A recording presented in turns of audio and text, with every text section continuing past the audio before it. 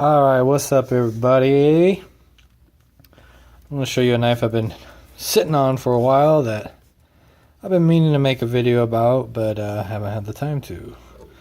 Sorry for the crazy lighting. I am in a hotel room, so bear with me. This is the oh man, the 129 Inertia, I believe. So we'll hop right into it here. It's a buck knife, as you can see right there by the anvil on the clip.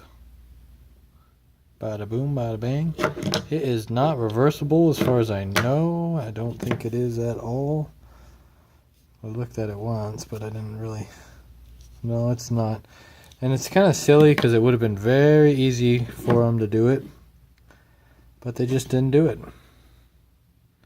They said, "To hell with you left-handed people." Which is kind of sad, but whatever. To each their own, right? Now, you're probably wondering what this little weird switch is. So it's like a little safety lock. You pull that down, and then you're ready to fire. No, just kidding. And she slides right out.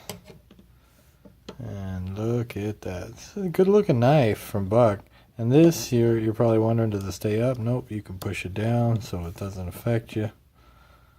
And it's a nice looking knife, that's for sure. Comfortability wise, it's there. I don't know, I just really, I'm not feeling this knife, but it is nice that Buck is kind of trying different stuff, or at least I'm seeing different stuff from Buck. They probably always had a few different things, I just don't see it. This is something Walmart carries now. So yeah, it's I think it's one of their nicer knives. You know, if you're looking for an assisted opening, and you really like Buck, and you really like something made in the USA, I think this one's only $39, and for that price point, for what you get, I feel like it's a pretty darn good knife. Now the action on it, the assisted opening action, it's not as fun as some of my other knives. I have some funner knives than this. It just kind of, it's not terrible. It just not one of those knives you want to play with forever and ever and ever and ever and ever. I mean, it's not too bad. I mainly just sit there and do this. So this is a good fidget thing here.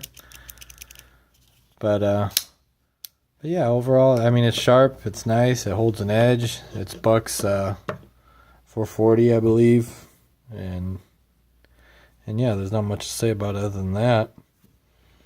Then it is a great knife made in the USA, which I really like. So peace out, guys. Stay tuned for more.